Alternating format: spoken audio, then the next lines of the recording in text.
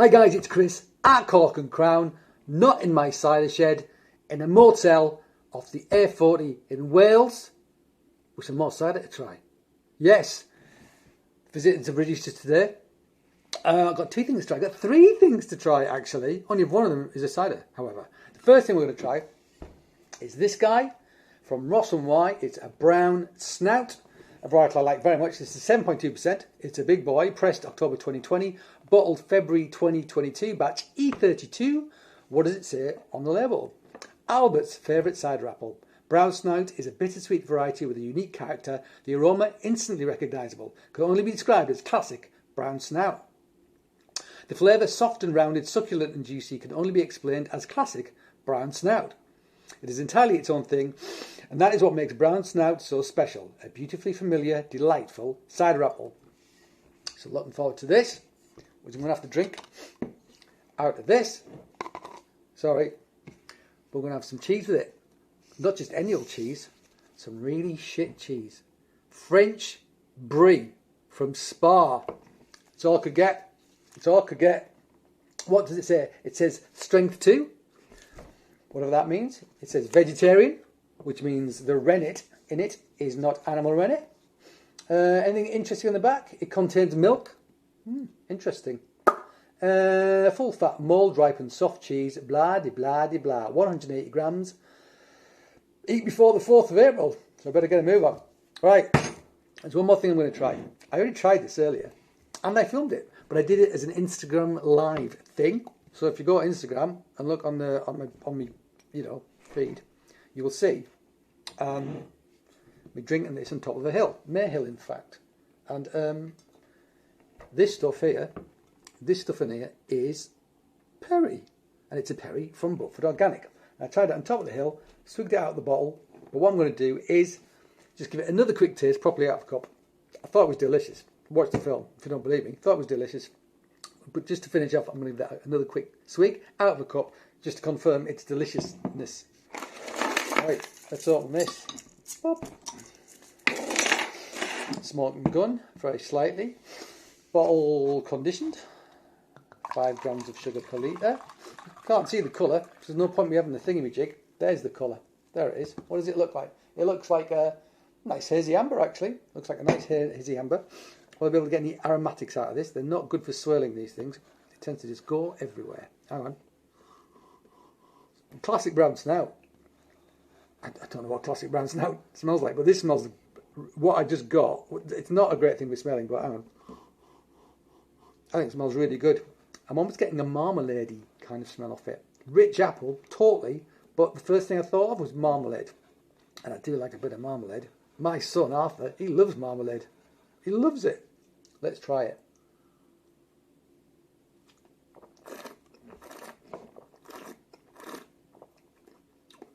Okay. It's a quaff of this one. It's nice. Very gentle tannins. That deep apple character's there. But there's something in it, again, that makes me think a little bit of marmalade. I don't know what it is.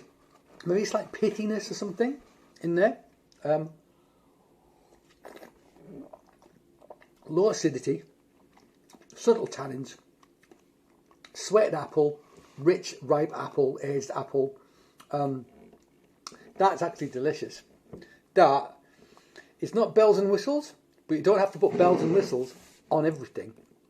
This is just really quaffable. I have to say, I only bought 1 case of that, and I'm regretting it already, because that is cracking.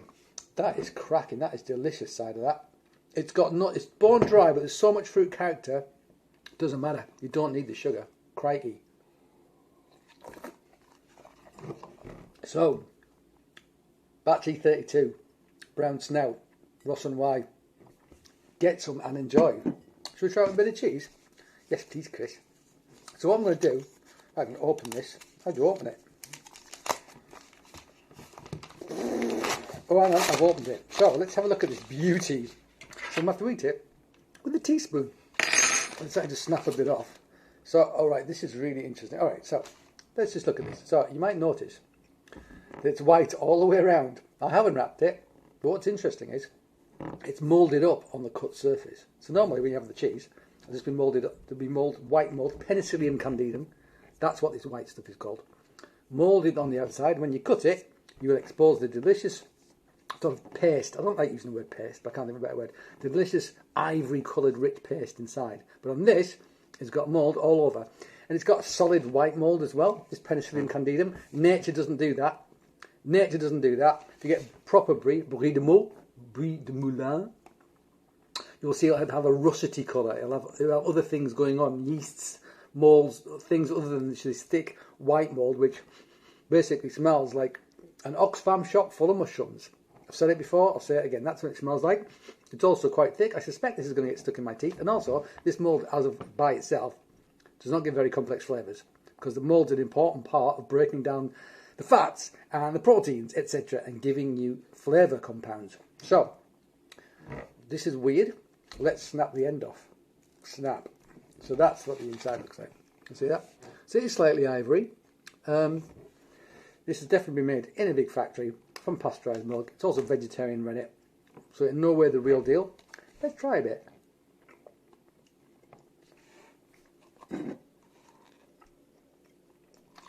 Wow, okay. I mean, if this is strength 2, Jesus Christ, what does strength 1 taste like? I mean, fresh air, there's nothing in the packet. The mould is too thick, as I thought. It is stuck in my teeth, as I thought. A bit cardboardy. I mean, there's a little sort of flavour of sweetish cooked milk about it.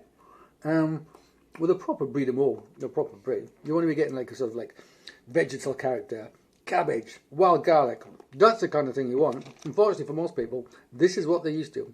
This is what most people associate with brie, because brie, the word, brie, that word there, is not protected. You can stick it on anything, anywhere. And if it says brie de moule or brie de moulin, it is then protected and has to come from a certain region, be made in a certain way, from pasteurised milk, animal rennet, etc. This does not, and you can tell. Let's try a little bit of it with some cider, see if it helps. That rhymes, this is quite hard.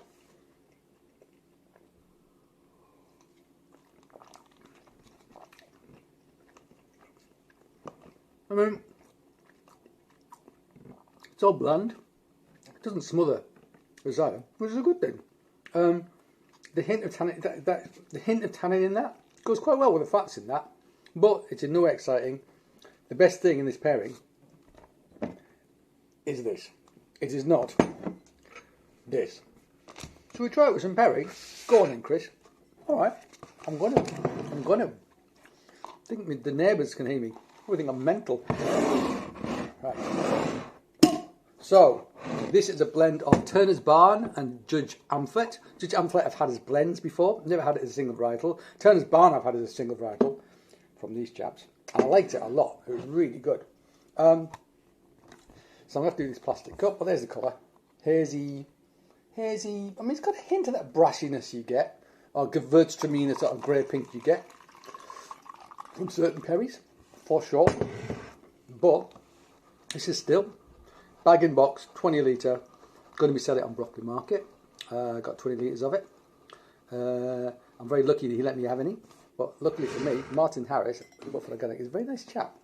We also did a little cider tasting because I was going to get box cider as well. So he let me try 2019, 2020, 2021 vintages to decide which one I wanted in the box. Went for the 2021, so I'm going to be selling that at the market. And we're also going to have it alongside this at the Cameras Deptford Cider Festival, South East London Cider Festival in Deptford, in one of the arches, Matchstick Pies, I think it's called. I've got several boxes for that, but they're only 10 litre boxes. If you want to get something, get there early. Let's taste this. Can't smell much, but it is delicate nose.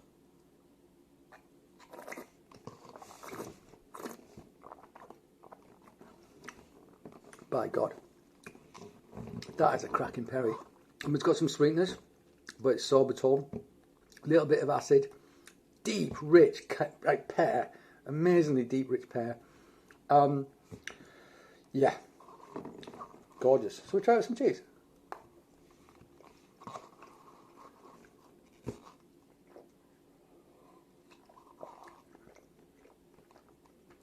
again, luckily, so bland, it doesn't actually make a dent in this. So, we have one loser, and we have 2 winners.